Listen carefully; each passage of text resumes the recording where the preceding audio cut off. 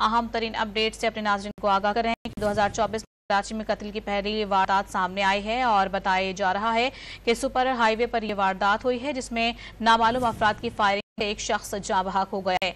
तफसीलात हासिल करेंगे डॉन न्यूज के नुमाइंदे बिलाल खान से। बिलाल, बताएगा इस हवाले से मजीद क्या तफसीलात सामने की हैं?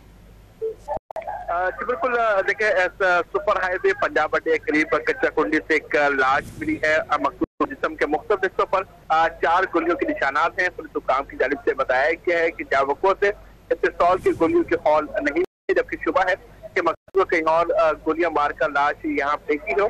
लाश की शनाख्त ताहाल नहीं हो सकी है, जबकि मकसूद की उम्र 4 साल के करीब मालूम होती है। पुलिस की जानिब से तहकीकात का अमल जारी है, जबकि लाश को ज़ाब्ते की कार्रवाई के लिए अस्पताल मुंतकिल कर दी। पुलिस हुकाम की जानिब से कहा गया है कि ये मालूम नहीं हो सका है कि मकसूद को जो गोलियां मारी गई हैं उसमें कौन सा असला इस्तेमाल किया गया है, लेकिन पुलिस की जानिब से मुख्तलिफ जो CCTV फुटेजेस है वो भी चेक की जा रही है और इसके अलावा जो है वो तहकीकात का अमल जारी है। पुलिस की जानिब से तहकीकाती अमल जारी है। बिलाल, आप अपडेट करते हैं, शुक्रिया आपका।